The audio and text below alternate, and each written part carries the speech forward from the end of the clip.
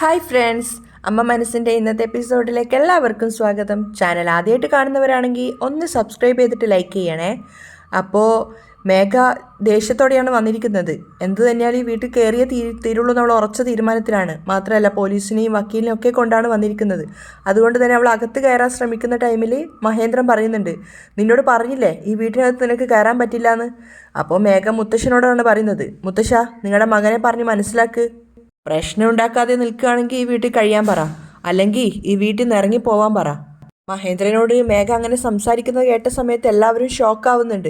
മാത്രമല്ല സിദ്ധാർത്ഥ് ദേഷ്യത്തോടെ വന്നിട്ട് മേഘയോട് പറയാണ്, എത്ര ധൈര്യം ഉണ്ടായിട്ട് നീ അങ്കിളിനോട് ഇങ്ങനെ സംസാരിക്കുന്നത്.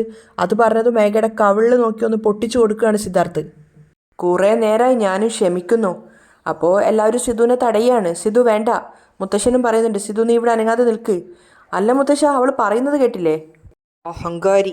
സിധുവിന് ദേഷ്യം വരുന്നുണ്ടായിരുന്നു. അപ്പോൾ മുത്തശ്ശൻ മഹേന്ദ്രനോട് പറയാണ്, മോനെ മഹേന്ദ്ര, മേഘ ചെയ്തത് തെറ്റ് തന്നെയാ. അവള് നിങ്ങളെ രണ്ടുപേരെയും മാത്രമല്ല ഈ വീട്ടിലുള്ള എല്ലാവരെയും പറ്റിച്ചിരിക്കുക. മേഘയെ അടിച്ചത് കൊണ്ടോ വിരട്ടിയത് കൊണ്ടോ അവള് പേടിച്ച് പിന്മാറുകയൊന്നുമില്ല. മേഘ ലക്ഷ്മിയെ കബളിപ്പിച്ച് സ്വത്തുക്കളൊക്കെ അവളുടെ പേരിൽ എഴുതി വാങ്ങിയതാണെന്ന് നീ കോടതിയിൽ തെളിയിക്കണം. ഇപ്പോൾ നമുക്ക് ഈ വീട്ടിൽ പ്രശ്നമൊന്നും ഉണ്ടാക്കേണ്ട. കോടതി വിധി വന്നതിന് ശേഷം ഈ വീട്ടിൽ ആരൊക്കെ താമസിക്കണമെന്ന് നമുക്ക് തീരുമാനിക്കാം. അത് കേട്ടതും അഹങ്കാരത്തോടെ മേഘയും പറയുന്നുണ്ട്, കേട്ടല്ലോ മുത്തശ്ശൻ പറഞ്ഞത്. നിങ്ങൾ വേണമെങ്കിൽ കോർട്ടിൽ പോയിട്ട് കേസ് തെളിയിച്ച് കാണിക്ക്. നിങ്ങളെ കൊണ്ട് കഴിയുമെങ്കിൽ ജയിച്ച് കാണിക്ക്. മേഘ മഹേന്ദ്രനെ പരിഹസിക്കുകയാണ്. അതുവരെ എന്നെ ഇന്ന് ശല്യം ചെയ്യാതെ ഈ വീട്ടിൽ എവിടെയെങ്കിലും മൂലക്ക് ഒതുങ്ങിക്കഴിഞ്ഞോ. അപ്പോൾ മഹേന്ദ്രൻ പറയുന്നുണ്ട്, ഏയ് ആരുടെ വീട്ടിൽ നിന്നിട്ടാണ് നീ അധികാരം പറയുന്നത്. ഞാൻ ഒതുങ്ങി ജീവിക്കണമെന്നോ? നീ താമസിക്കുന്നിടത്ത് താമസിക്കുന്നത് തന്നെ പാപമാണ്. മഹേന്ദ്രനും നല്ല ദേഷ്യത്തോടെയാണ് മേഘയോട് സംസാരിക്കുന്നത്. കോർട്ടിൽ കേസ് നടത്തി വിധി വരുന്നത് വരെ ഞാൻ ഈ വീട്ടിൽ താമസിക്കുന്നില്ല. മഹേന്ദ്രൻ പറഞ്ഞത് കേട്ടിട്ട് സിദ്ധാർത്ഥ് ശരിക്കും ഞെട്ടിയിട്ട് നിൽക്കുകയാണ്. അദ്ദേഹം ഇറങ്ങിപ്പോകുന്ന അവന് വല്ലാതെ ഭയം ഉണ്ടായിരുന്നു. ആ സമയത്ത് ലക്ഷ്മിയോട് പറയാണ്, ലക്ഷ്മി വാ, നമുക്ക് ഔട്ട് ഹൗസിൽ താമസിക്കാം. അത് കേട്ടതും എല്ലാവരും സീരിയസ് ആയിട്ട് തന്നെയാണ് മഹേന്ദ്രൻ പറഞ്ഞതെന്ന് മനസ്സിലാക്കി. അപ്പോൾ മേഘ പരിഹാസത്തോടെ പറയുന്നുണ്ട്, ഒരു സൗകര്യമില്ലാത്ത ആ വീട്ടിലാണോ താമസിക്കാൻ പോകുന്നത്?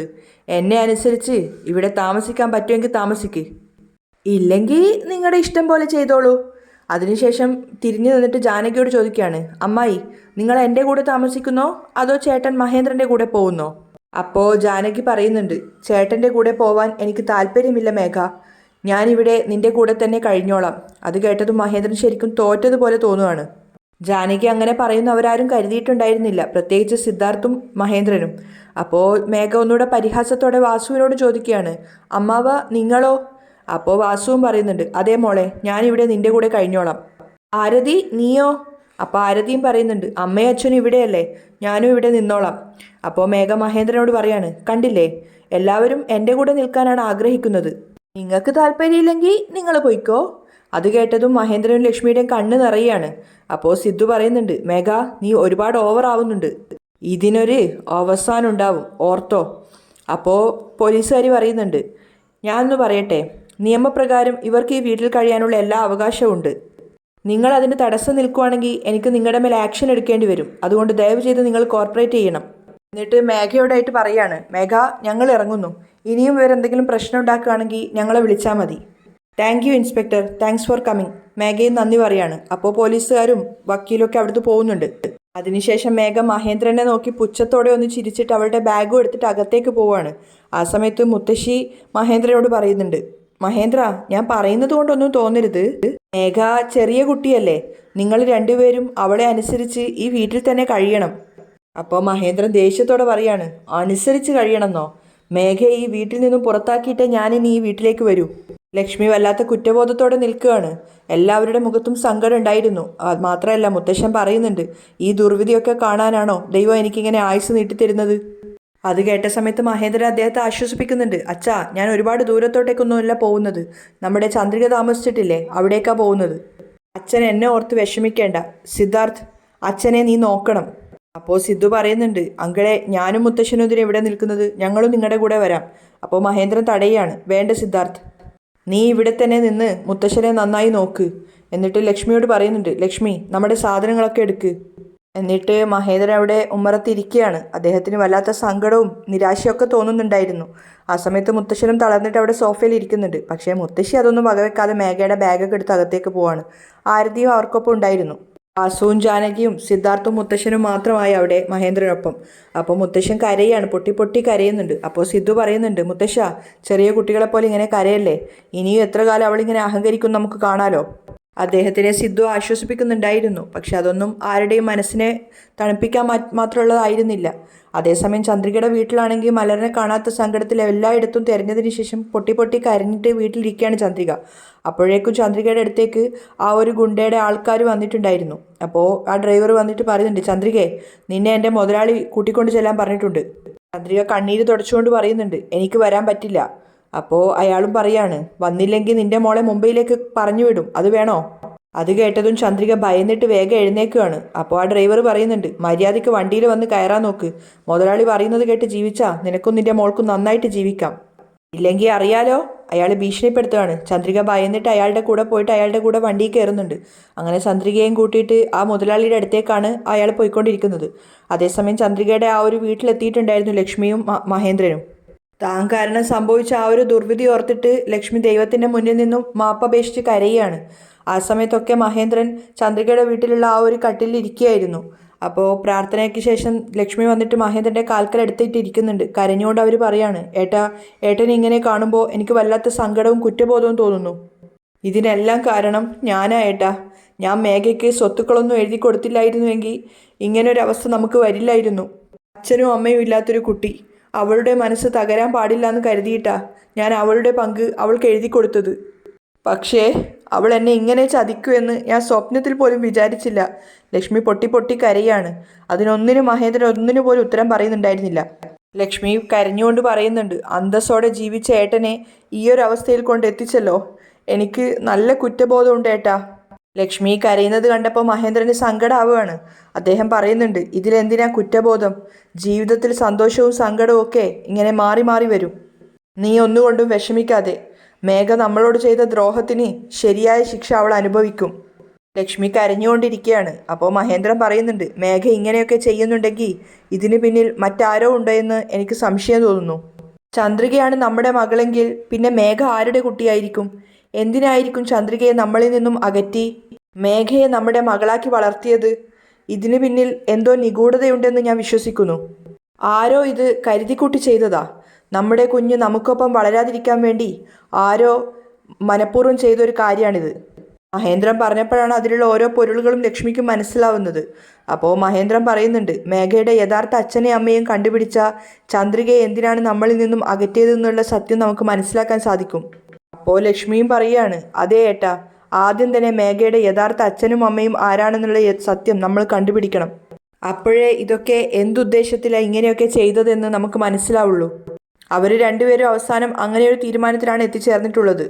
അതേസമയം മലറിനെ തട്ടിക്കൊണ്ടുപോയിരുന്ന ആ ഒരു ഗുണ്ട കരിക്കും തോട്ടത്തിലാണുള്ളത് അയാളുടെ. അപ്പോൾ അയാളുടെ ശിങ്കിടി അയാൾക്ക് കരിക്ക് വെട്ടി കൊടുക്കുന്നുണ്ട്. ആ സമയത്ത് അയാൾ ശിങ്കിടിയോട് പറയാണ്, മലരകത്ത് വിഷമിച്ചിരിക്കുകയായിരിക്കും, നീ അവൾക്ക് ഒരു കരിക്ക് വെട്ടിക്കൊണ്ടു കൊടുക്ക്. ശരി മുതലാളി. അയാൾ വേറൊരു കരിക്ക് വെട്ടിയിട്ട് മലറിൻ്റെ അടുത്തേക്ക് പോവുകയാണ്. മലരാണെങ്കിൽ അമ്മയെ കാണാത്ത സങ്കടത്തിൽ പൊട്ടി പൊട്ടി കരഞ്ഞുകൊണ്ടിരിക്കുന്ന സമയത്താണ് അയാൾ ആ കരിക്കുമായിട്ട് ചെല്ലുന്നത്. അത് വാങ്ങിച്ച മലര് അയാളുടെ കാൽക്കല്ലിൽ തന്നെ അത് വലിച്ചെറിയാണ്. അത്രയും കനമുള്ള ഒരു ഇളനീർ വന്നിട്ട് കാൽക്കൽ വീണപ്പോൾ അയാൾക്ക് നന്നായിട്ട് വേദനിച്ചിട്ടുണ്ടായിരുന്നു. അയാൾ മലറിന് തല്ലു കൊടുത്തിട്ട് ആ മുറി പുറത്തു നിന്നും പൂട്ടിയിട്ട് ദേഷ്യത്തോടെ ഇറങ്ങി പോവുകയാണ്. അയാൾ ഞൊണ്ടി ഞൊണ്ടി വരുന്നത് കണ്ടപ്പോൾ മുതലാളി ചോദിക്കുന്നുണ്ട്, എന്താടാ മലര് കരിക്ക് കുടിച്ചോ? എവിടുന്ന് കുടിക്കാൻ? അതെടുത്ത് എൻ്റെ കാൽക്കൽ എറിഞ്ഞു. അത് കേട്ട സമയത്ത് ആ മുതലാളി പൊട്ടി പൊട്ടി ചിരിക്കുകയാണ്. മലര് ശരിക്കും അവളുടെ അമ്മയെ പോലെ തന്നെയാണ്. വാശി അവൾക്കും കൂടുതലാ.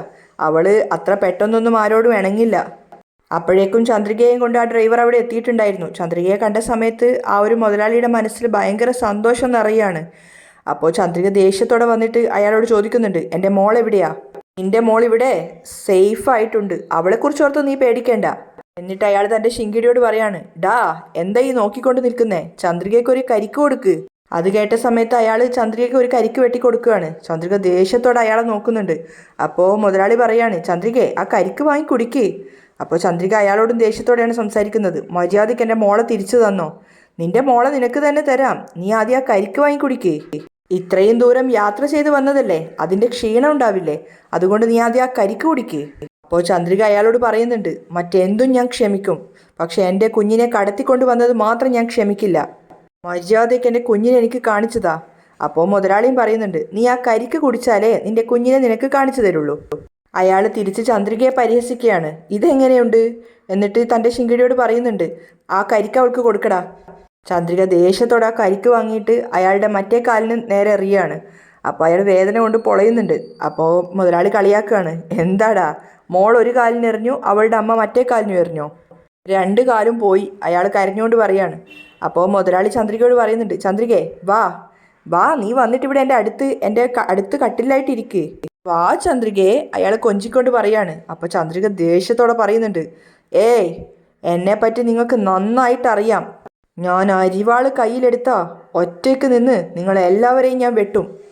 നിങ്ങളെ 4 പേരെ വെട്ടുന്നത് എനിക്ക് അത്ര വലിയ കാര്യമൊന്നുമല്ല. മര്യാദയ്ക്ക് എൻ്റെ മോളെ എനിക്ക് തിരിച്ചു തന്നോ? അത് കേട്ടതും മുതലാളി പൊട്ടിച്ചിരിച്ച് ചന്ദ്രികയെ പരിഹസിക്കുകയാണ്. കൊള്ളാലോ ചന്ദ്രികയെ, എൻ്റെ സ്ഥലത്ത് വന്ന് എന്നെ വെല്ലുവിളിക്കുന്നോ? എന്തായാലും നീ ധൈര്യശാലി തന്നെ. ഇങ്ങനെയുള്ള ധൈര്യശാലികളോട് വഴക്കിടുന്നത് എനിക്ക് വലിയ ഇഷ്ടമാ. അപ്പോൾ തിരിച്ച് ചന്ദ്രിക അയാളോട് പറയാണ്, കാണാൻ വലിയൊരു മനുഷ്യനല്ലേ നിങ്ങൾ, പക്ഷെ നിങ്ങളുടെ തലക്കകത്ത് നിറച്ചും വക്രബുദ്ധിയായി പോയല്ലോ. ഇത് കേട്ടത് അയാൾ പൊട്ടിച്ചിരിക്കുകയാണ്. അപ്പോൾ ചന്ദ്രിക അയാളെ പരിഹസിക്കുന്നുണ്ട്. 4 ആണുങ്ങളുടെ സംരക്ഷണയിൽ ഒരു പെണ്ണിനോട് സംസാരിക്കുന്നു. ഇതിൽ നിന്ന് തന്നെ നിങ്ങളുടെ ധൈര്യം എത്രയാണെന്ന് എനിക്ക് മനസ്സിലായി. അവൾ പരിഹസിക്കുകയാണ്. അപ്പോഴേക്കും മുതലാളിക്ക് വല്ലാതെ അത് കൊള്ളുന്നുണ്ടായിരുന്നു. നീയൊക്കെ ഒരാണാണോടാ? വലിയ ആളാണ് പോലും. ഥൂ. ചന്ദ്രിക അയാളെ വല്ലാതെ പ്രവോക്ക് ചെയ്തുകൊണ്ടേ ഇരിക്കുകയായിരുന്നു. അത് തന്നെ ഏറ്റിട്ടുണ്ടായിരുന്നു. അയാൾക്ക് വല്ലാതെ അത് കൊണ്ടിട്ടുണ്ടായിരുന്നു. അപ്പോൾ അയാൾ കട്ടിലിൽ നിന്ന് എഴുന്നേൽക്കുകയാണ്. എന്നിട്ട് ചന്ദ്രികയോട് പറയുന്നുണ്ട്, ചന്ദ്രികയെ നീ എന്നെ വല്ലാതെ അപമാനിച്ചു. അപ്പോൾ ചന്ദ്രികയും അയാളുടെ മുഖാമുഖം നിന്ന് സംസാരിക്കുകയാണ്. മര്യാദയ്ക്ക് എൻ്റെ കുഞ്ഞിനെ തന്നാ കൂടുതലായിട്ട് അപമാനിക്കില്ല ഞാൻ, അല്ലെങ്കിൽ എൻ്റെ യഥാർത്ഥ മുഖം എന്താണെന്ന് നിങ്ങൾ അറിയും. അവർ രണ്ടുപേരും ശത്രുക്കളെ പോലെ പരസ്പരം മുഖത്തോട് മുഖം നോക്കി നിൽക്കുകയാണ്. അവിടെയാണ് ഇന്നത്തെ എപ്പിസോഡ് വൈൻഡപ്പ് ചെയ്യുന്നത്. അപ്പോൾ ആദ്യം തന്നെ പറഞ്ഞതുപോലെ ചാനൽ ആദ്യമായിട്ട് കാണുന്നവരാണെങ്കിൽ ഒന്ന് സബ്സ്ക്രൈബ് ചെയ്തിട്ട് ലൈക്ക് ചെയ്യണേ. അപ്പോൾ അടുത്ത വീഡിയോ ആയിട്ട് വരാം. അതുവരേക്കും ബൈ ബൈ.